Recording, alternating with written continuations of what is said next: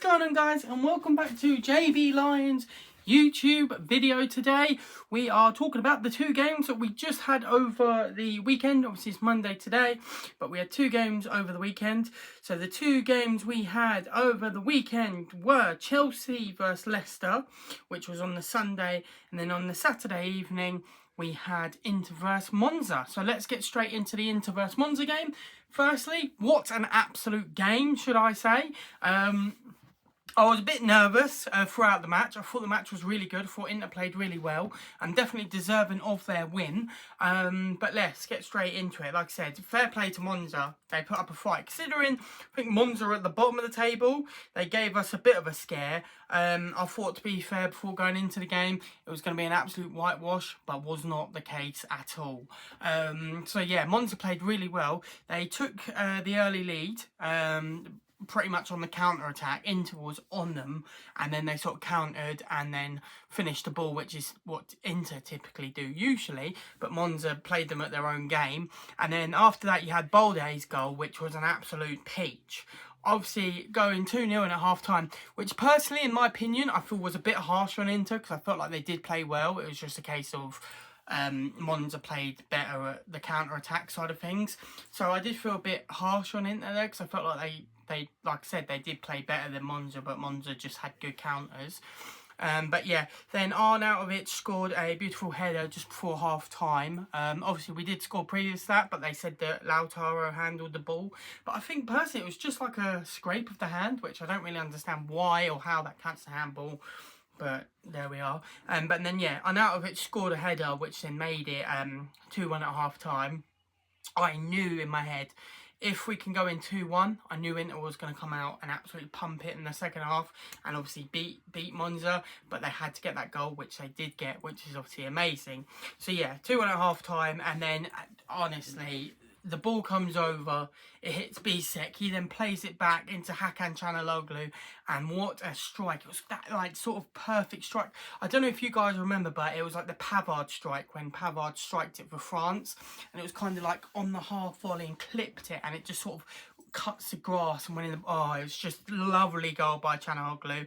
And then right at the end, obviously, we thought it was Lautaro's goal, but it was an own goal. Keeper did so well to get there, but just not well enough to keep it out. And that made it 3-2 to Inter. But what I enjoyed about that game is the fight Inter showed. You know, went 2-0 down, and I thought in my head, well, it's going to be hard to come back from. You know, Monza, even though they're bottom of the table, they've got some tasty players. But the fight to come back, fair play, honestly. Inter did so well to just get back into it, and, you know, not only just get back into it, but then to get the win is just even better. Fair play to Inter, you know, absolute GG's on that half. Obviously, well played to Monza, considering we're above the table. They put up a fight, especially at the San Siro. Obviously, if it was at Monza Stadium, you kind of expect it, but being at San Siro, that's a hard place to go. So, you know, fair play to Monza for at least giving it a good shot. But yeah, Inter, you know, played it absolutely beautifully. Obviously, man of the match is definitely Çalhanoğlu. Probably one of the best games we've seen of him this season. I know he's had his injuries on and off, but yeah, fair play to him on that one. Now, moving on to the next game, which is Chelsea versus Leicester. So this was a bit of an interesting game, really. It was just a hard one. You know, on the face of it, you know, Leicester are second from bottom, and you think that we should be absolutely smoking them. But it was anything else, really. We dominated pretty much the whole game, but we just couldn't put the ball in the back of the net. And then when we got the penalty, I thought, you know, in my head, I thought Cole Palmer's definitely going to score, and then he missed. And then my brain sort of switched up. I thought, right, I'm ready for just this, you know, this sort of game where we should be winning, but it's probably going to end in a draw, or we're going to concede last minute, something along those lines. But we didn't. Cucurella with an absolute belter from him. Like I said in my last video, Cucurella has really stepped up since the World Cup. He's turned into the player that we actually brought, rather than the player that we'd seen previously. What he's doing right now is what we brought him for, which is being a very good defender and a very good fullback, and he's absolutely stepping up. So fair play to Cucurella, but what a strike by him. Obviously, we had opportunities throughout the game to put it to bed, but we just couldn't seem to do it. Obviously, we are lacking a striker at the moment. I can see a lot of talks with Chelsea looking at Grosskreutz, is it? You know, looking at Boniface. We just need someone, man. Like, I like Nicholas Jackson. He's very good. He's very quick in that, but he just hasn't got that end product. And I don't know if that's just down to experience or if it's time. But, yeah, obviously we ain't selling him because he's been injured. But, yeah, it's going to be interesting to see what we do in the summer. Who we're going to buy, because we're definitely going to buy a striker.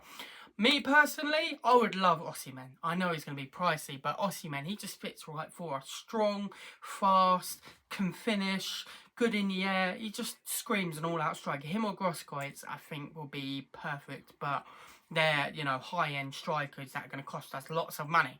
Obviously, we've got Jackson, who's still injured. You've got Mark Guéhiou, who is also injured. But hopefully they're on the mend. But obviously April for Jackson's come back in March. I think it said mid-March for Guéhiou. So we'll probably see Guéhiou before we see Jackson.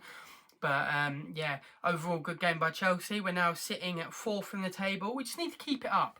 We've got Copenhagen midweek, and obviously Inter have got Feyenoord in their bounce-back leg. So, yeah, we'll just see what happens in those games. But thank you so much for everyone who's been watching these videos lately. I'm absolutely loving all the comments and likes and stuff. I really do appreciate it. I'm going to continue this and make sure I'll be as consistent for you guys as I possibly can be.